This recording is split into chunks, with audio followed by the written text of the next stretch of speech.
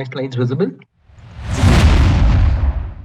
Yeah. So this is a 74-year-old male complaining of blurring of vision in the left eye. Basically came for a pre-cataract retinal examination.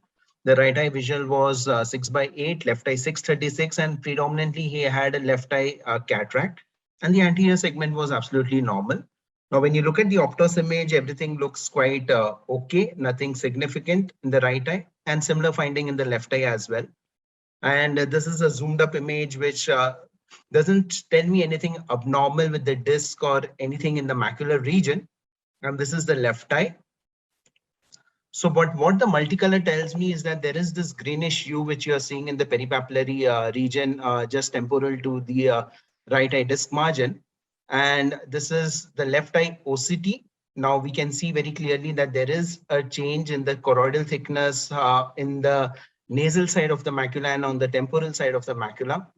This is for the right eye OCT, where now you are seeing an intraretinal fluid, schisis, and even a small PED. You can see multiple PEDs which are being generated, and the choroid on the temporal side of the disc is quite thicker compared to what you see at the macular region.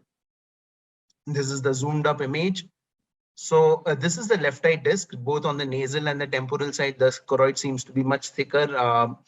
And this is the summary of the findings which we have. Patient is asymptomatic, has got multiple PDs in the right eye with dilated choroidal vessels, temporal to the disc, intraretinal fluid, temporal to the disc, but there is no SRF, there's no subretinal fluid. The left eye has got thicker choroid, nasal and temporal side of the disc, and it has got a thinner choroid or a normal choroid on the temporal aspect of the macula, but there is no PED, SRF or IRF in the left eye.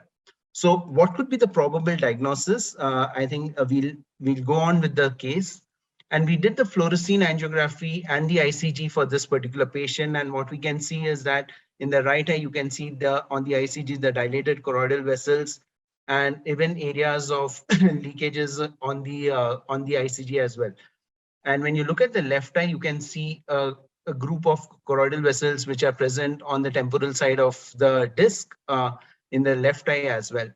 So our diagnosis probably what at this point was a diagnosis of a peripapillary pachychoroid syndrome. And the options which we had is probably give an eplerenone therapy for this, but we decided to observe this patient. And this patient comes to us after 4 weeks. And what you can see at the end of 4 weeks is that the PED has resolved, the intraretinal fluid has resolved totally, and the choroid it looks okay to her. I mean, in the sense the choroidal vessels are more prominently seen now. So this is between the visits at presentation and at 4 weeks, where you can see the intraretinal fluid and the PEDs which were present at presentation, and they are totally resolved at the end of 4 weeks.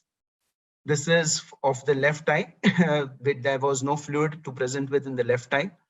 And these were the differentials which we had between the two between the visits at the visits. So the questions which I wanted to raise is, what were the reasons for this resolution of the intraretinal fluid and the PED to reduce in this patient? Why there is no SRF in this particular case? And is peripapillary pachychoroid syndrome truly a pachychoroid disease? Very nice. Okay, I just complete this with the last follow-up visit where we wanted to see again whether the fluid has recurred or not, and the fluid hadn't recurred at that time. Thank you so much.